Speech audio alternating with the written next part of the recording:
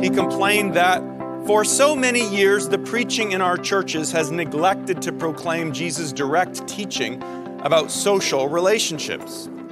He complained that Christians found all kinds of reasons to ignore what Jesus said about social matters such as property and wealth. And he complained that it seemed like it was non-believing socialists who took Jesus' teaching most seriously.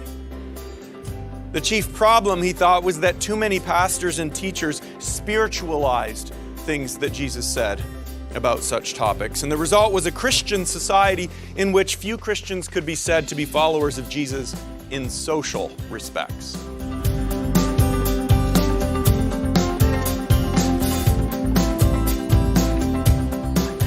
Welcome to the Acton Vault Podcast, a product of the Acton Institute for the Study of Religion and Liberty. I'm Gabriel Jaja, producer. In this episode, we bring you a presentation that was delivered as part of the 2022 Acton Lecture Series, featuring Matthew Tuininga, Associate Professor of Christian Ethics and the History of Christianity at Calvin Theological Seminary, speaking on Abraham Kuyper's principles for Christian liberalism. Kuyper was a staunch critic of the secularist liberalism he identified as the legacy of the French Revolution. But in its place, he advocated for what might be described as Christian liberalism. You can find additional resources in the show notes of this episode, as well as previous episodes on our website at acton.org/podcast. If you like this program, you can help us reach even more listeners by sharing it with a friend and leaving us a 5-star review on Apple Podcasts. We welcome your comments as well. Acton Vault is available on Apple Podcasts, Google Podcasts, and Spotify.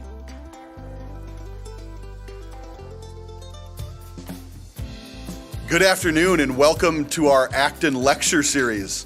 We're thankful for all of you being here, and for those of you tuning in online, thank you as well. My name is Dan Churchwell, and I have the pleasure of serving as the Director of Program Outreach here at the Institute, and we're glad to see each and every one of you for today's lecture. It's my pleasure to introduce Dr. Matthew Tuininga, who is an Associate Professor of Christian Ethics and History of Christianity at Calvin Theological Seminary. He earned his Ph.D. from Emory University in 2014 and began teaching at Calvin in 2016. He previously taught at Emory as well as Oglethorpe University. His research primarily focuses on religion, society, and politics in American history. He is currently writing a book entitled The Wars of the Lord, The Puritan Conquest of America's First People, which is a narrative of religion, colonialism, and race in early America. His first book, Calvin's Political Theology and the Public Engagement of the Church, was published with Cambridge University Press in 2017. So amongst his books, he also edits many journals and engages in lectures widely on these topics. So we're very thankful to have Matt.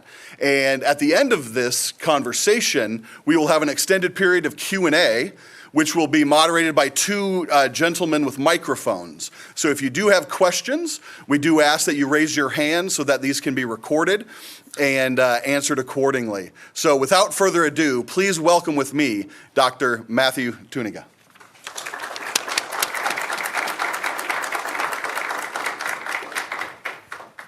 Thank you everyone for coming, and thank you to the Acton Institute for inviting me to give this presentation on Kuyper's value for engaging political liberalism. So as I've entitled it, Kuyper's principles for Christian liberalism.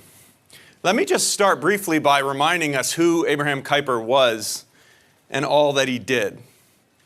Kuyper was born in 1837 and became a Dutch pastor who initially embraced the liberal theology that was dominant in the Dutch Reformed Church before he underwent a sort of personal conversion to Reformed orthodoxy. And soon he was a leading figure within the Dutch Reformed Church in struggles for orthodoxy and the influence of Orthodox Reformed Christianity. He became a leading writer for the weekly De Hero, the newspaper. He established De Standaard, a daily newspaper, in 1872. And the following year, he ran for parliament. So you can get the sense of the kind of guy he is already. He just couldn't be satisfied with a parish ministry. When he was elected in his second attempt to parliament, he left the pastorate. And within 5 years, he had founded the Netherlands' first nationally organized political party, which, key name here, was the Anti-Revolutionary Party, or ARP. A year after that, he founded a new university, the Free University in Amsterdam, where he became a professor. And he produced voluminous writings on a myriad of theological and social and political topics over the following decades. In 1886, he led a split of Orthodox Christians out of the Dutch Reformed Church, founding a new denomination that became the Reformed churches in the Netherlands. And if all that wasn't enough, as the leader of the ARP, he became Prime Minister of the Netherlands in 1901 to 1905. Not many Reformed systematic theologians who become head of state of any country or political leader. By his death in 1920, he had written some 223 scholarly works and thousands of devotionals, sermons, speeches, letters, lectures, op-eds, and briefing papers, which fill many volumes today, 12 of which have recently been translated and published as Kuyper's collected works on public theology, thanks to the Acton Institute. So all that in and of itself is enough to perhaps convince you that Kuyper's somewhat important, but really the answer goes deeper. Kuyper lived in a time of social crisis. Colonialism, capitalism, and the Industrial Revolution had transformed societies like the Netherlands and Britain, increasing economic inequality, labor unrest, and class tension. The ideologies of Karl Marx and other socialists were on the rise with their radical calls for revolution or reform. And Kuyper believed that the social crisis of labor and poverty, what he called the social crisis, were simply expressions of a much deeper religious and moral crisis infecting society. Yet Kuyper rejected the conservative tendency to react to these pressures simply by defending the political and economic status quo. And this is a key part of why he matters. As he saw it, politics in the modern era was polarizing between the forces of the left and the forces of the right. Socialism and social democracy on the left, conservatism and laissez-faire capitalism on the right, and he thought neither of those reflected the best of the Christian tradition. His goal was to pursue a third way that was truly rooted in the Christian tradition.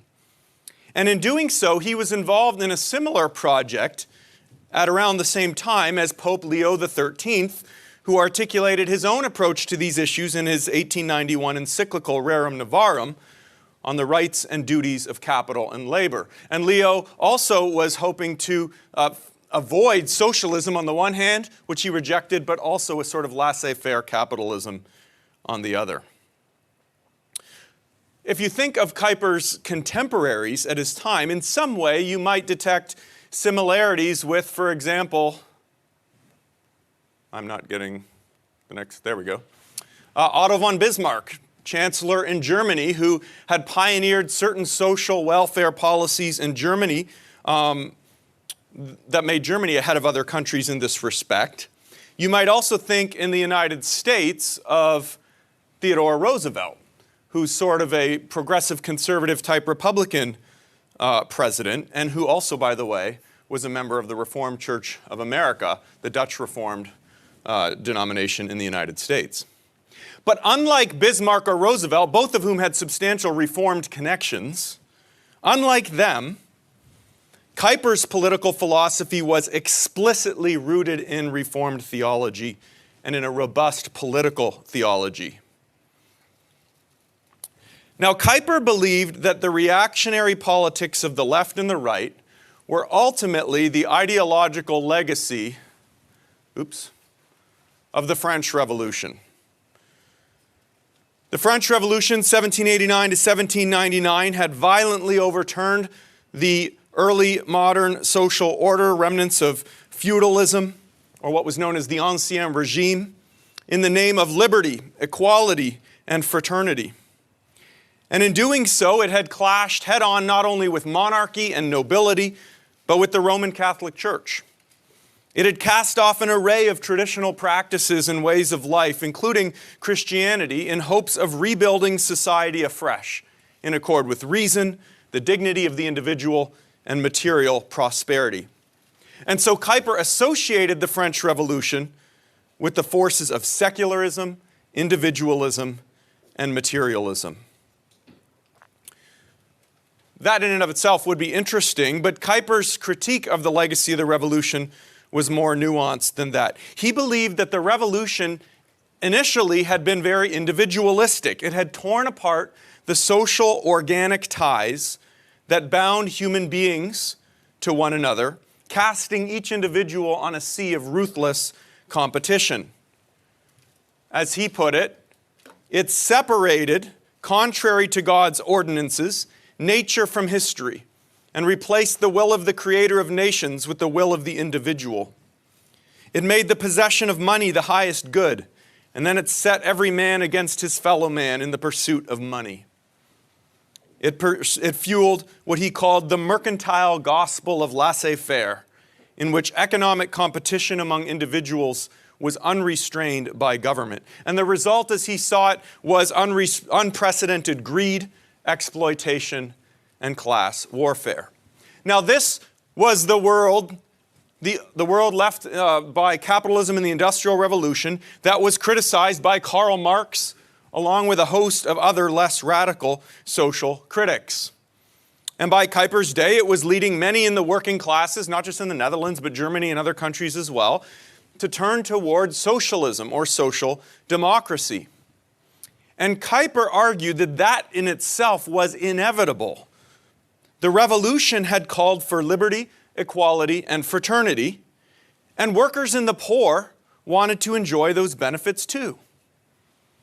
So while liberals, who at this time means people who are committed to laissez-faire economics and democracy, liberals might have opposed the turn towards socialism and social democracy, but Kuyper argued that in doing so, they had simply become the new conservatives, or you might call them the new right. And he believed that these liberals, in opposing the turn to social democracy, ignored the rights of community and the organic nature of society. It must be stressed, he wrote, that the liberal calls a totally arbitrary halt on a trajectory which, according to his theory, has to be followed. But the key for him was that liberals and socialists, though seemingly on the opposite side, the left and the new right, actually shared a common foundation. He said, thus, the liberal not only has spiritual kinship with the social democrat, but unlike him, he is in the wrong, because he is arbitrary, self-serving, and inconsistent. Now, Kuyper recognized that this seemed to be a contradiction, and he addressed it head on. He said this apparent contradiction, the idea that liberalism and socialism would have common origins, this apparent contradiction stems from the fact that the individualistic character of the French Revolution is only a derived principle. It is not its root principle from which it drew its dynamic. That root principle is its defiant cry, ni Dieu, ni maître, or if you will, man's emancipation from God and from the order instituted by him. And so the true conflict in society, as Kuyper saw it, was between secularist materialism and social Christianity, or between godless revolution and fidelity to the creation ordinances of God. The heart of the problem, as he saw it, was the revolution's commitment to human autonomy, which he called popular sovereignty. For him, popular sovereignty meant an inherently atheistic system in which government was seen to rest on human beings' arbitrary will rather than on the ordinances of God. And he warned that such a theory of authority would inevitably grow more and more radical, following the thought of people like Jean-Jacques Rousseau or Karl Marx. It would eventually seek to remake society according to human desires, even tearing down such traditional bulwarks of the social order as the household or the family. And so he said, no, I'm not there yet actually. He said the first phase of the revolution led it to dismantle the existing order and leave nothing standing except the individual with his own free will and his supposed supremacy. But in its second phase, he said, the revolution's adherents sought to push God and his order aside and, deifying yourself, sit in the seat of God and from your own brain create a new order of things. Thus, he said, socialists look upon the entire structure of contemporary society as nothing but a product of human conventions. And their desire to remake society led them to violate natural laws wherever they stand in the way, or push aside the moral law whenever it forms an obstacle. The social edifice has to be erected according to man's whim and caprice.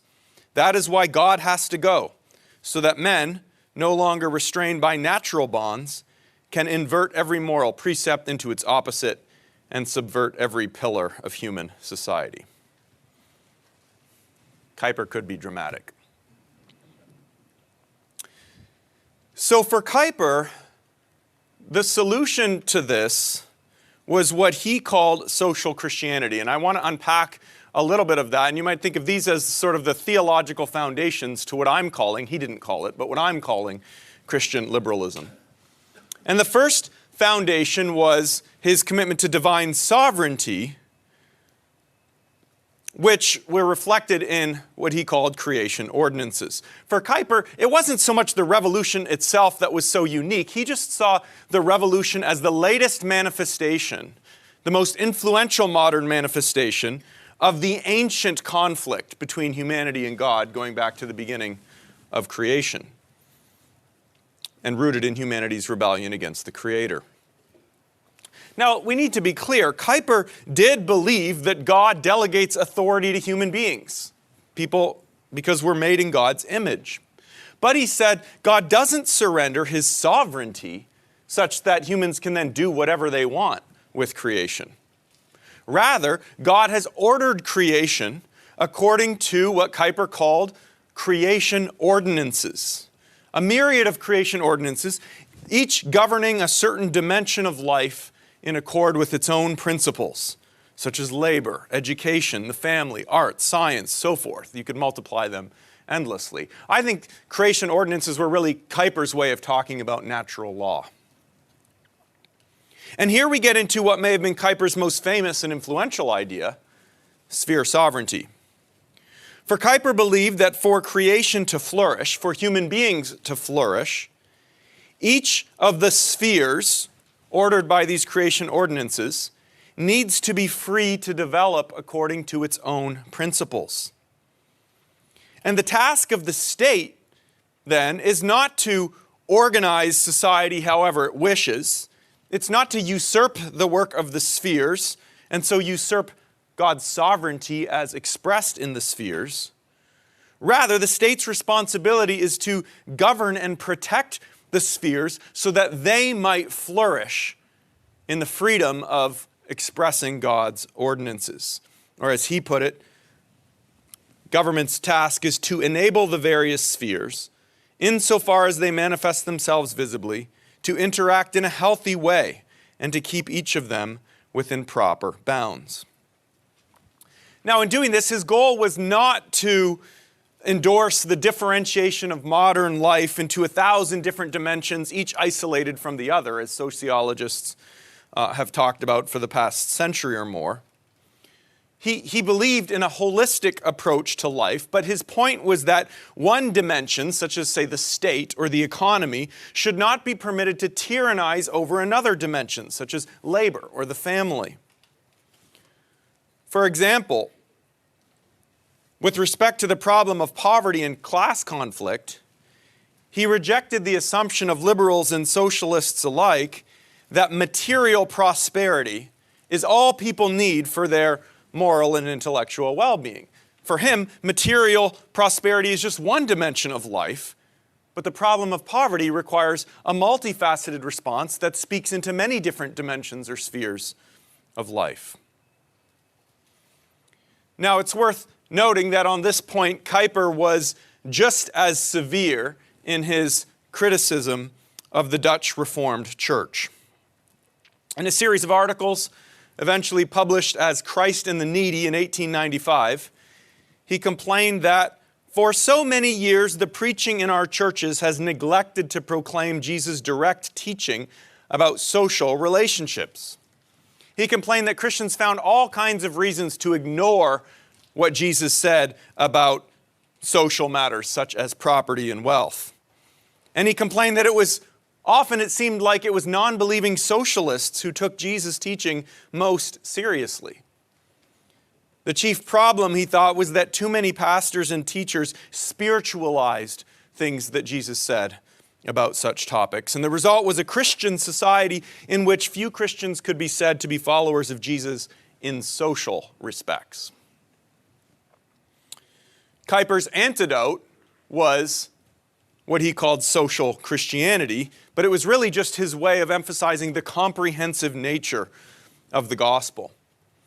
He argued that Jesus doesn't simply seek justification for his followers, justification and salvation.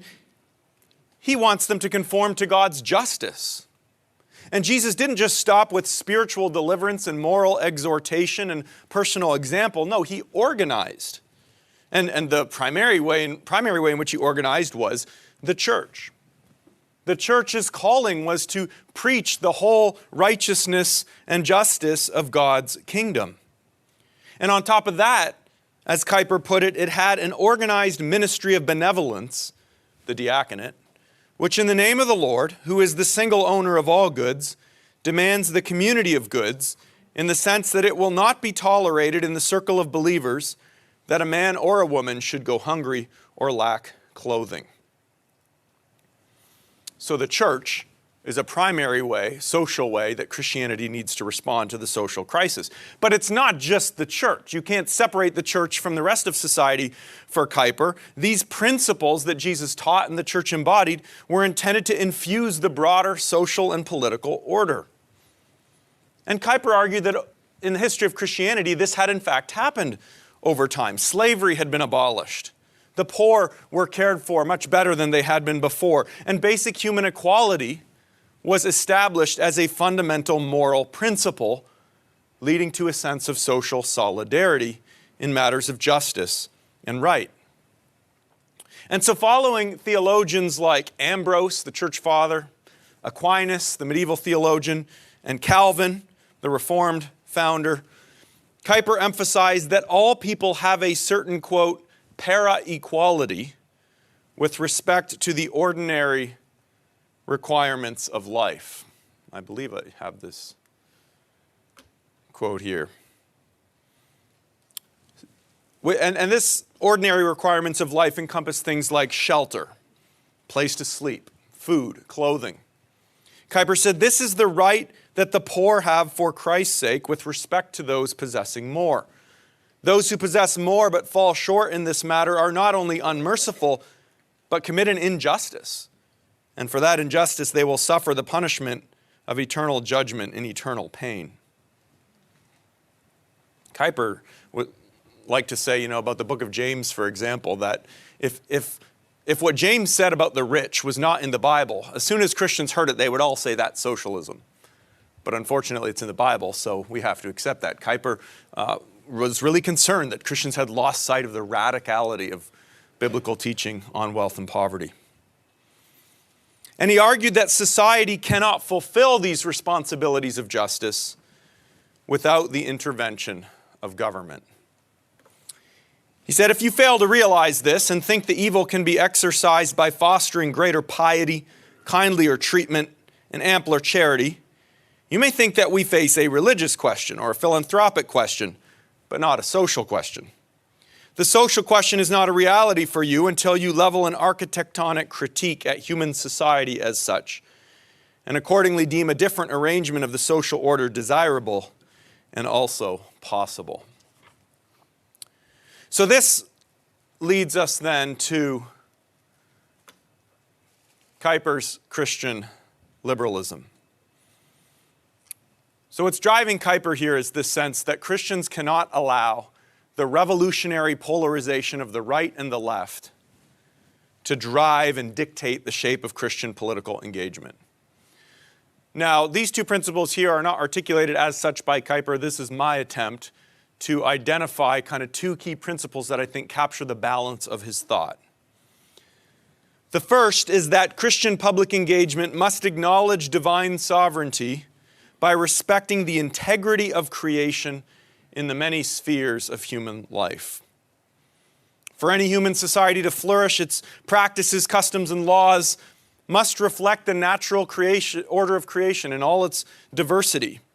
And again, the task of government is to preserve order, justice, and liberty so that humans and civil society are free and unrestrained to live out these purposes. Second, though, and kind of a counterbalance, Christian public engagement must be social in orientation, fostering human solidarity. We cannot flourish as isolated individuals, each pursuing our own happiness according to our own lights, just so long as we don't harm one another, according to the liberal principle. Rather, we need to stand in solidarity as brothers and sisters, whether in our stewardship of resources, our faithfulness to the bonds of embodied life, or our struggles against injustice. And these principles, this balance of ideas, I think, led Kuyper to articulate a fresh Christian perspective on classic liberal themes like democracy, human dignity, and human rights. And I want to look at a few areas of his thought to illustrate this, starting with his view of suffrage.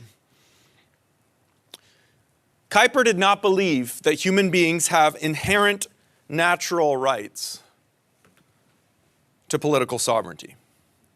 But he did believe that God has given people rights and responsibilities that, in order to be carried out, require liberty and the ability to govern ourselves. And so he supported broad popular suffrage. He actually broke with other members of the ARP over this, although he thought it should be based in the family, not in the individual. And he supported the rule of a democratically elected parliament. In fact, he argued that as any nation matured, it would become more democratic, and that to oppose democracy was to oppose a developmental law of national life. In other words, it would be to oppose a creation ordinance. And he supported the expansion of the franchise to the lower class, not as a natural right or even as a civil right, but as a moral right, God being the source of this authority. Secondly, poverty and property, or distributive justice. Kuyper rejected the liberal notion of absolute property rights that some conservative Christians were defending. And here you already hear liberal and conservative. The meaning of them can get so confused when the old liberals become the new conservatives, right? He argued that the eighth commandment, "You shall not steal," requires government to regulate property in accord with principles of justice. And this was an interpretation of the commandment rooted in many Christian catechisms over the years. Thus, Kuyper insisted the government is to direct the distribution of wealth in accord with biblical principles. Its regulation must extend to land ownership, interest rates, firstborn rights, and rights of inheritance. And it must ensure that the repulsive inequality between powerful capitalists and defenseless citizens remains within certain limits. He admitted Scripture doesn't give the specific details here, but it gives general principles that we need to follow. On the other hand, now this brings us to the next point, private enterprise. Government had to fulfill these responsibilities I've just articulated while preserving the integrity of the other spheres. And one of those other spheres was private enterprise. So for Kuyper, laissez-faire economics represented the autonomy of the market taken to an extreme, such that the market was enabled to run roughshod over other spheres. But the solution was not then in turn to dominate the market with the state, as maybe socialism was advocating, but rather to enable the market to develop according to its principles in proper balance with the other spheres. And so capital and business had their rights too, even though they couldn't be permitted to run roughshod over the rights of labor. And the sort of absolute economic equality the socialists sought was out of the question for Kuyper, for it sought to impose a human-derived standard of equality on the spheres, this sort of human reconstruction, rather than liberating the spheres so that they could unfold according to God's ordinances. Left free, he thought human life would flourish in all its diversity: gender and ethnicity, gifts and talents, geography and culture, authority, family, and yes, up to a certain point, even diversity of property and wealth. Last one, the family. Kuyper was especially concerned about the family, arguing that the family, not individuals, was the true basis for the social order. It was in the family, he argued, first and foremost, that children learn what justice is, where they learn the virtues of citizenship, where parents and the relationships between them and their children communicate the organic nature of society, putting the lie to individualism and the social contract. Fathers and mothers taught their children justice, fairness, arbitration, providing a foundation for judicial systems and constitutional governments. In fact, Kuyper said, the true meaning of the principle liberty, equality, and fraternity is revealed in the family, relationships between brothers and sisters and their parents, not in the secular state. And yet when he looked at modernity, even in his day, even in the 1890s, he sees the revolution pushing against the family in the name of individualism and social reconstruction.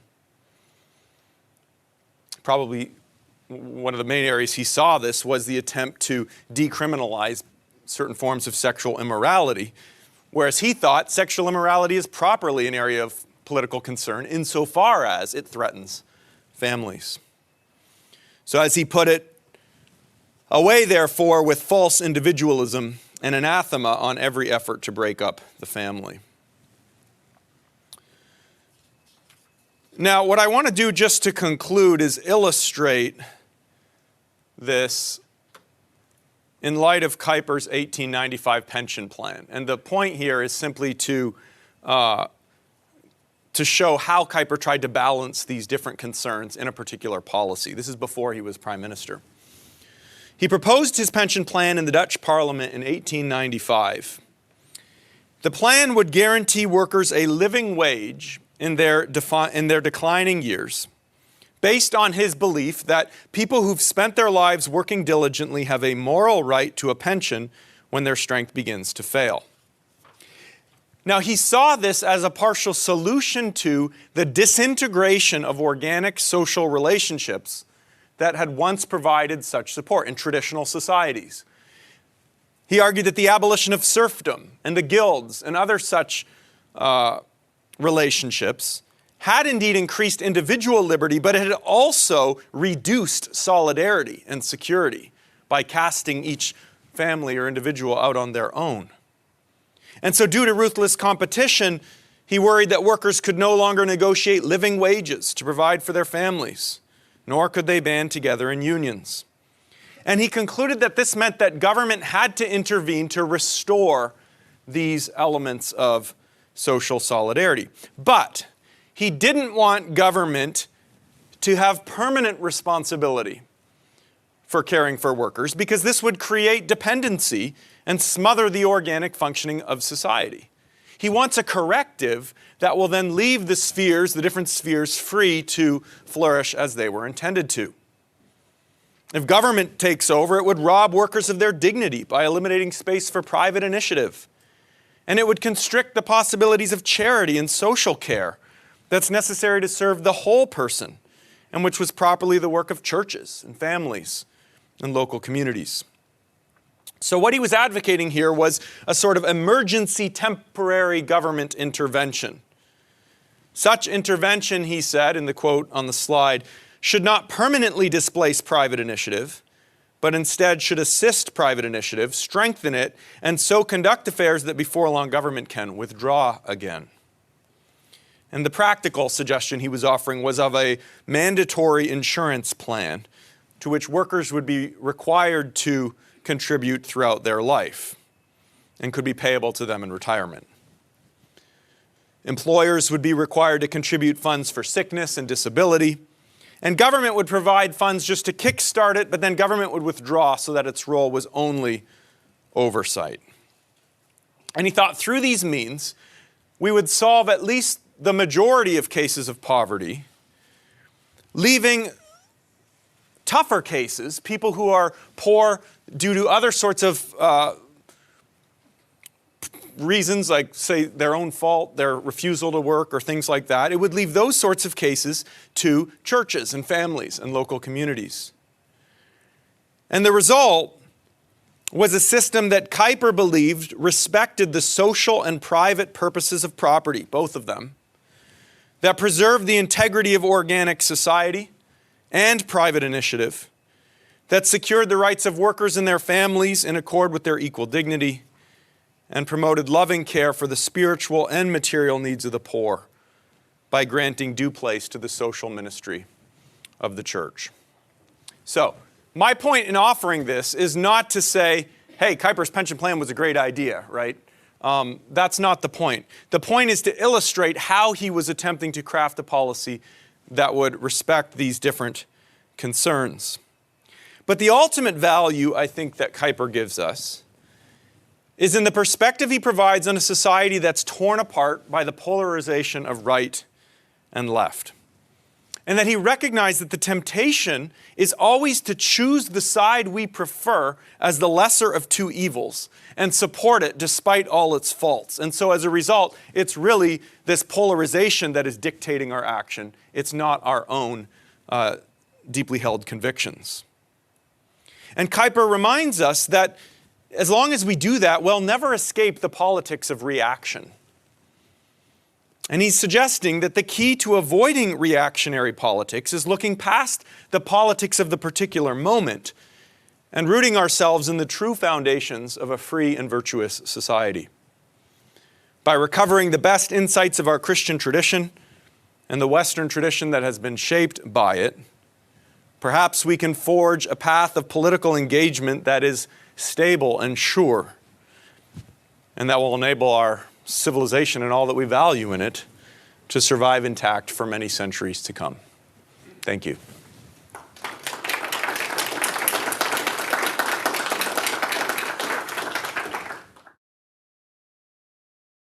What U.S. president would you say is closest to Kuyper's thinking?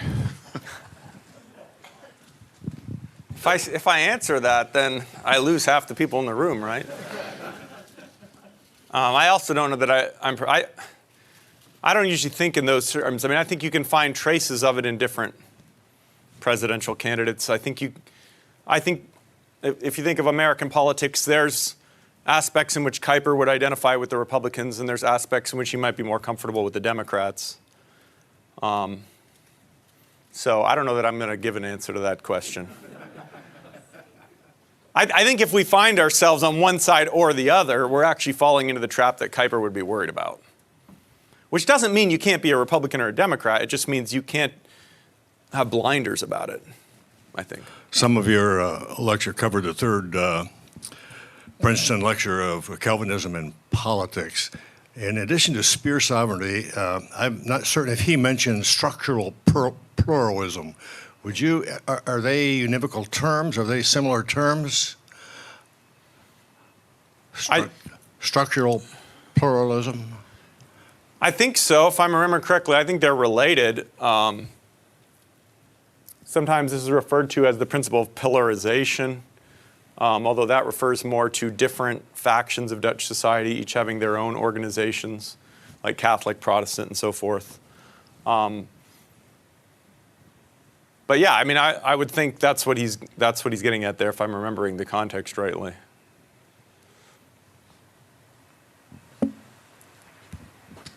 Thank you very much. My knowledge of Kuyper is pretty much limited to just reading the social question in Christian religion. And in there he mentions that any solution to the social question has to begin with the statement, I believe in God the Father Almighty, and talking about the necessary for acknowledging like divine sovereignty and divine right in order for Christian liberty to really flourish, or human liberty to flourish. And in Libertas, Leo XIII makes the same claim. Are they articulating quite the same vision as far as like human liberty? And kind of a follow-up to that, would a Kuyperian or a Leonine view of human liberty actually count as liberalism in today's marketplace? Or does the subjugation of that underneath divine sovereignty kind of eliminate it even from any acknowledgement in the sphere that that's actually liberalism, that's really something different? Yeah, so there's a lot there. I haven't studied Leo Rerum Novarum closely. I've read it. Jordan Baller wrote a book that puts them side by side. Maybe that's what you read. I don't know. That's what you're holding in your hand. There you go. So I think in their sort of their attitude, their interpretation of the problem, they're in a very similar place. How exactly, precisely their particular proposals would fall out, I'm not sure. But I think, I think they're both trying to do a similar thing, though the Pope's trying to do it out of the Catholic social teaching tradition. Kuyper's doing it in an explicitly reformed way.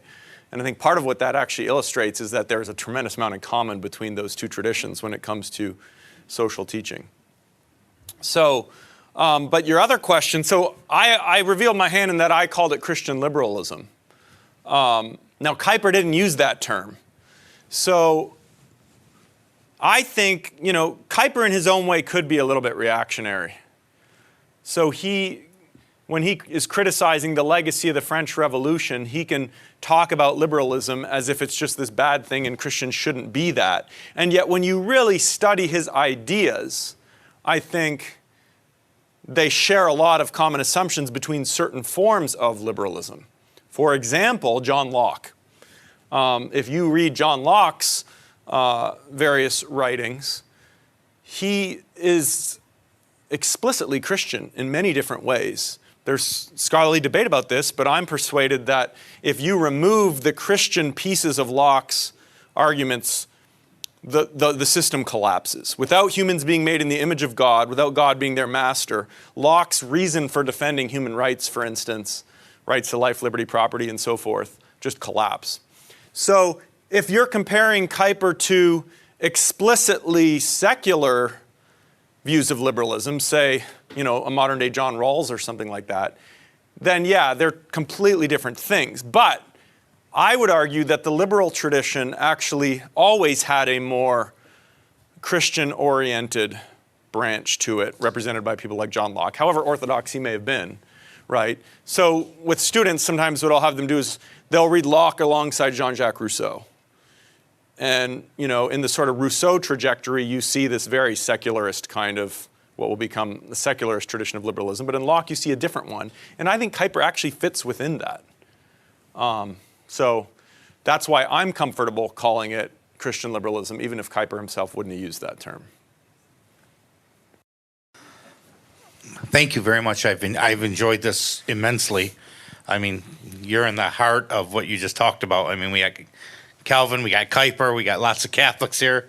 Can you just touch a little bit more on exactly Parma equality and I'm asking a second question, just an educated guess. What do you think Abraham Kuyper's opinion would have been of just the movements of today, from LGBT to the endless amounts of all the stuff that we're seeing right now in kind of whether it's an indoctrination or a transformation of generations? So I think I see two questions in that are sticking out to me. So I think the reason he used the term para-equality is because he wanted to get away of like a all-encompassing absolute equality. And here I think, again, he's consistent with the best of the Christian tradition, whether it's Calvin or Aquinas or whatnot. Part of what distinguishes, say, Aquinas' virtue ethics from Aristotle is that Aquinas views people as essentially and fundamentally equal. And that means they have certain equal rights to justice and some of the basic things that go with that. But that doesn't mean they're equal in every respect. It doesn't mean there's no place for diversity or different levels of power or hierarchy or whatnot.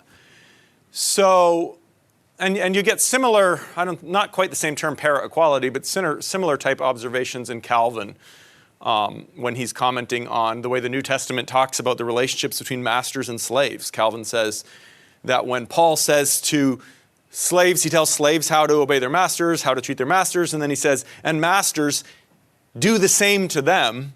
Calvin says Paul's establishing a certain level of equality here, even amidst obvious inequality. So I think that's what Kuyper's trying to do. That's why the term's qualified. And that's why I referred to it as sort of basic equality as a fundamental moral principle. But that doesn't mean equality as an equals sign. Same amount of wealth, property, whatnot. So that's what I'd say to the first one. The second one, I mean, you don't have to be anachronistic to predict how Kuyper would have responded, I don't think. Now, you could always say, well, if Kuyper knew what we knew, maybe he would think differently. But putting that aside, what did Kuyper actually say? Kuyper was a pretty patriarchal guy, too patriarchal for me. So he was very alarmed, for instance, at views of the family in which there wasn't clear male authority, husband's authority over the wife. So that suggests to me that Kuyper wouldn't have been overly sympathetic with some of what I think are I think Kuyper wouldn't have been very sympathetic to some of what I think are the good forms of progress that we've made in relations between male and female. And he could be stubborn about that. And I think he could be biblicist about that and lose sight of bigger principles, I think. In fact, when Kuyper talks about gender, sometimes I think he acts, because he'll talk about creation ordinances and natural law, but when he talks about relationships between husband and wife, he can actually lose sight of that a little bit and fall into just proof texting. And I don't think he quite cohered that. So what I'm trying to say is, I think it's obvious he wouldn't have liked all of that, but that doesn't mean I think he was necessarily right in what he thought either about some of that. So. Thank you. I very much enjoyed this as well. My name is Stephanie Boone, and I am a candidate for Kent County Commissioner. Oh, wow. And I just, being out there campaigning, I am approached and have quite a following of the liberal progressive left, as we know them today. And they like to ask a lot of questions about equity, equality. Mm-hmm. And there's a lot of worry. I've been very open about the fact that I'm a Christian.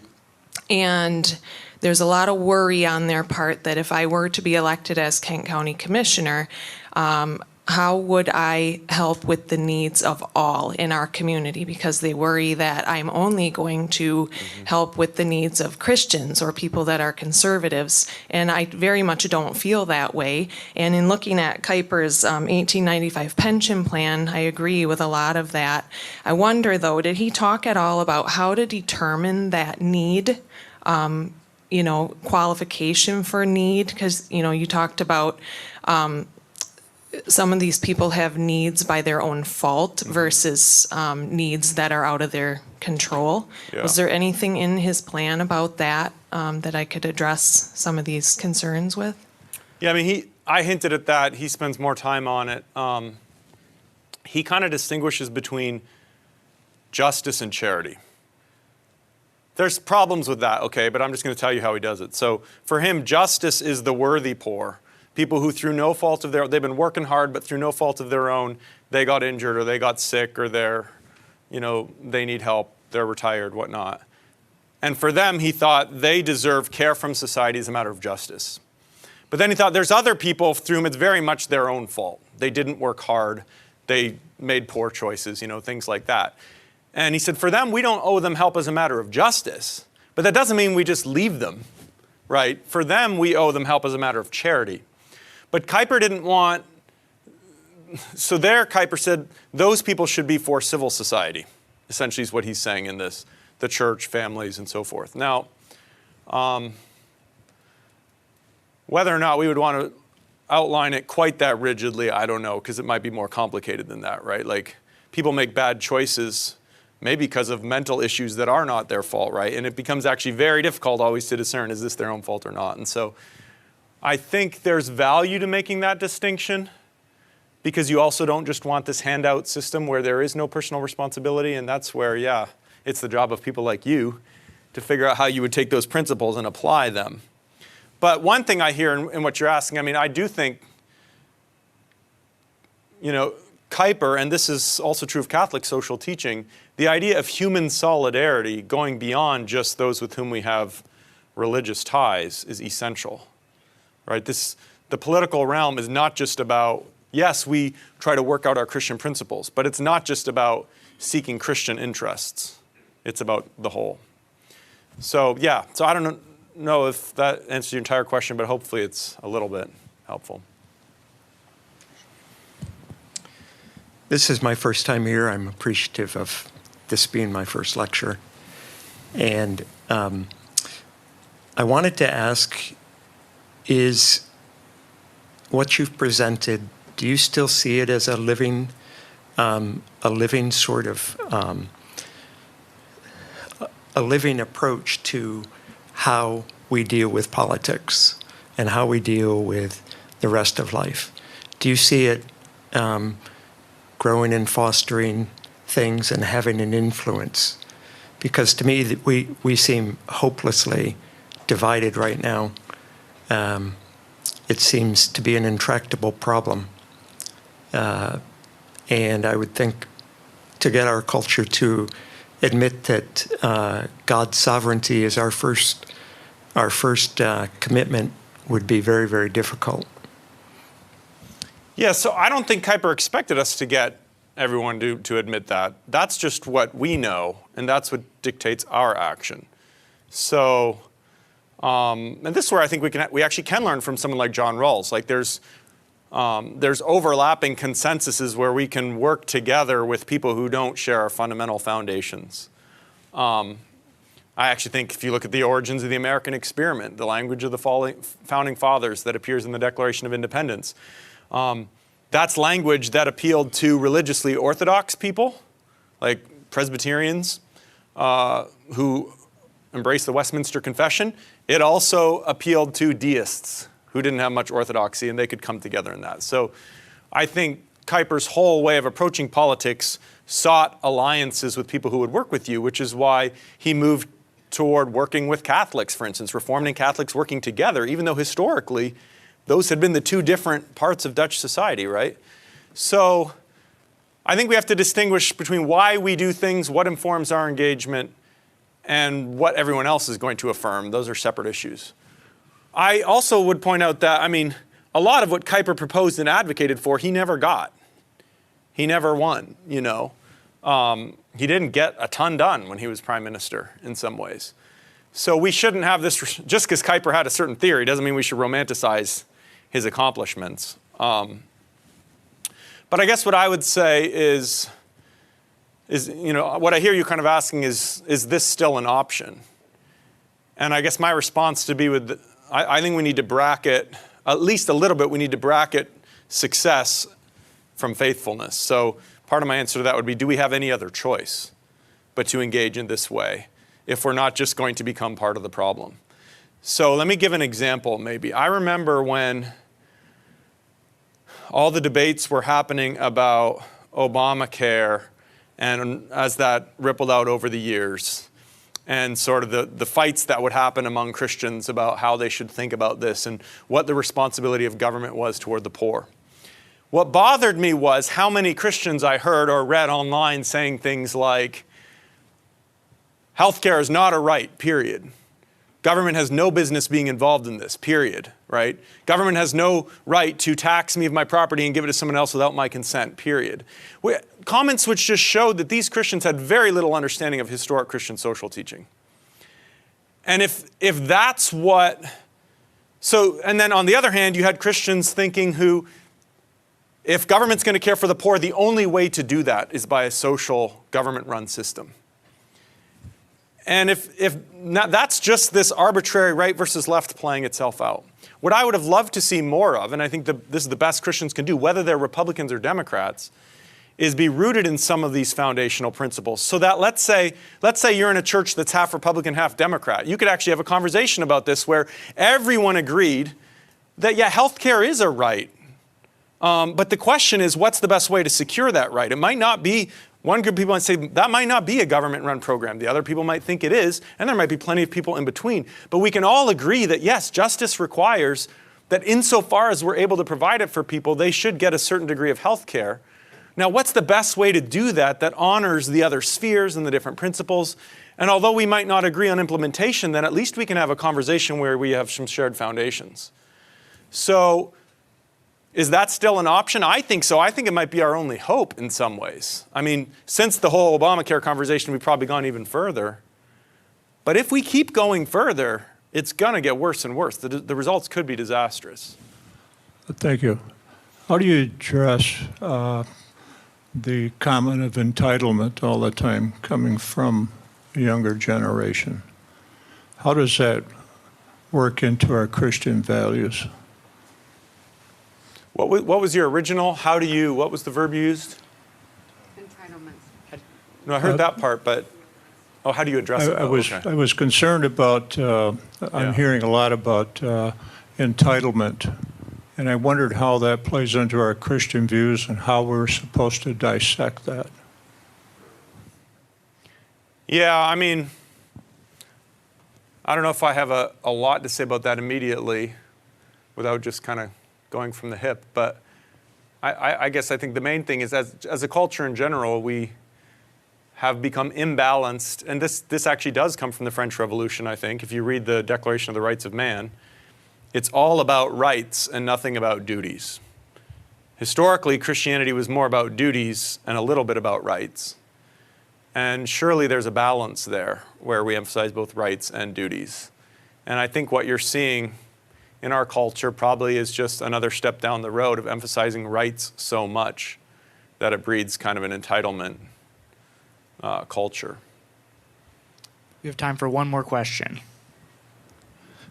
So thinking about the healthcare that we were just talking about a question ago, when I think of it was in New York where they wanted to ban big gulps, something that causes diabetes, heart disease, I find it strange that the people screaming about wanting social or a healthcare system, healthcare for all, it's strange that we do want to be able to drink as much Coca-Cola as we want to. How would Kuyper address that? When the people, big business is causing the problem, government sanctions it, and then big pharma fills the role of giving us the drugs for it. Yeah. I mean, I guess I'm an eclectic enough thinker that when I hear your question, I don't go to Kuyper, I go to Aquinas. But I think it would be consistent with Kuyper. I mean, what Kuyper would be concerned about is the different dimensions of the problem. So there's the health concern and making people, if government's picking up the medical bill for so many things and people are making such disastrous choices, what does that mean for people's health? Who's making money from all of this? But then there's also just the need for people to be able to have liberty so that they can have virtue. You need to have liberty to have virtue, as Aristotle even argued, right?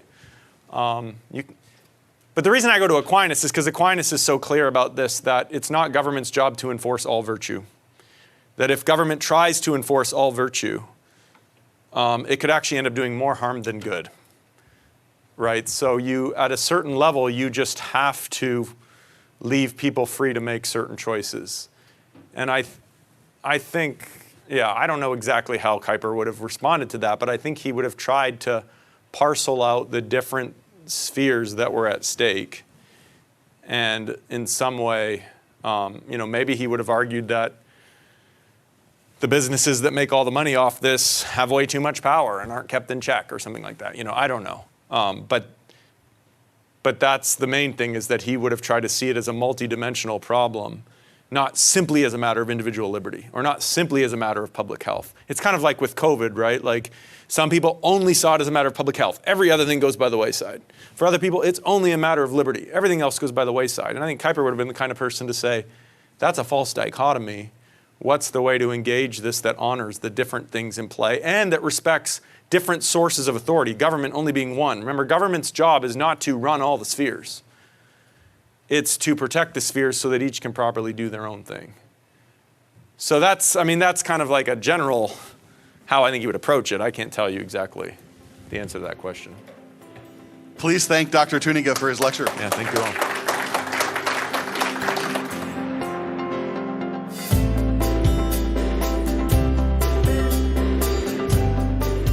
As always, thank you for listening. Our team loves putting this podcast together for you. It's encouraging to hear from our listeners. Feedback is incredibly important to us because it lets us know what you like to hear more of. If you're familiar with our past content or have attended an Acton event and would like to see it in a future episode, you can email us at producer@acton.org. Until next week, for Acton Vault, I'm Gabriel Jaja.